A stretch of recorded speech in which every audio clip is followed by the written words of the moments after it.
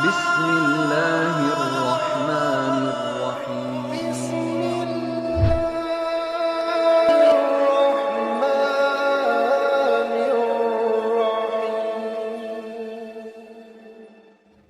Dalam 3 hari terakhir, para netizen dibuat tersedot perhatiannya oleh kasus tokoh publik figur di Indonesia yang sudah menjalin rumah tangga beberapa tahun, yaitu Rizky Bilar dan Lesti Kejora.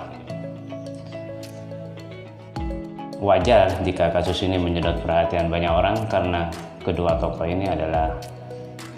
ini adalah tokoh yang banyak dikenal di Indonesia dan selalu pamer keharmonisan di media sosial selama atau bahkan sejak pernikahan sampai mereka memiliki anak.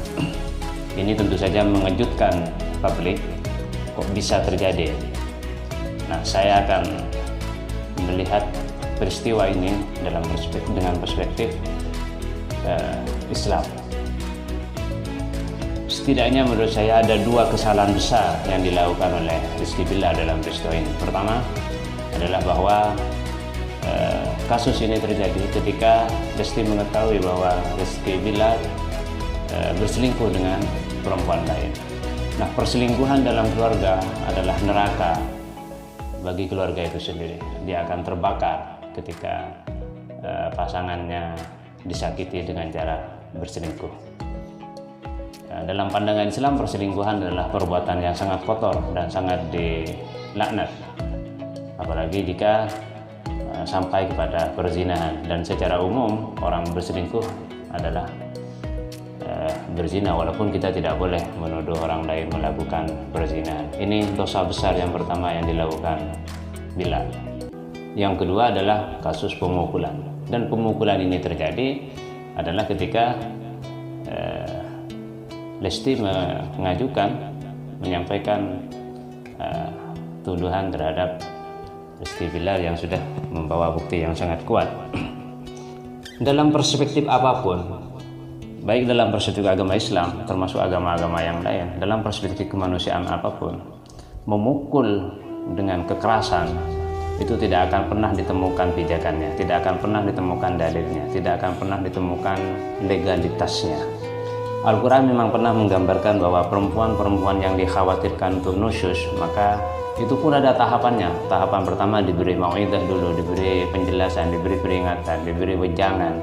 Yang kedua, kalau masih tetap dia membangkang, si perempuan membangkang, maka bisa ranjang. Baru tahap terakhir, kata-kata wadribu, dan pukullah mereka.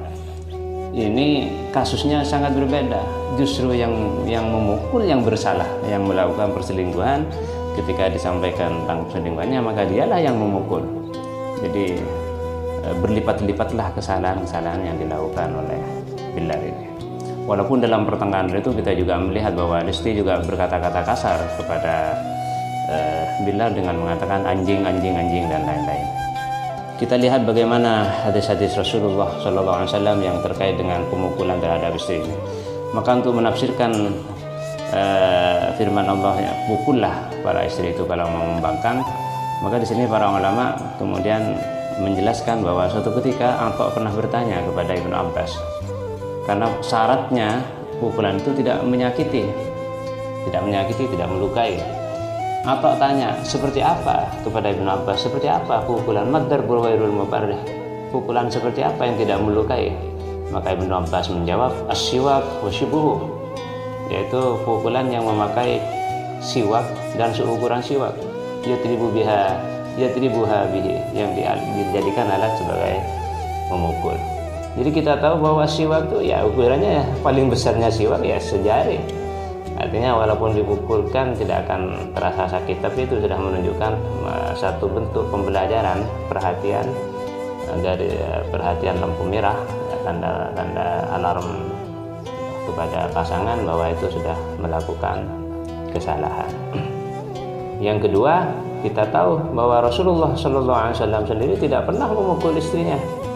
Sebagaimana riwayat dari Siti Aisyah radhiyallahu anha, ma daraba Rasulullah sallallahu alaihi wasallam syai'an qattu biyadihi wala imra'atan wala khadiman. Rasulullah tidak pernah memukul memakai tangannya, baik itu kepada perempuan ataupun memukul pelayannya.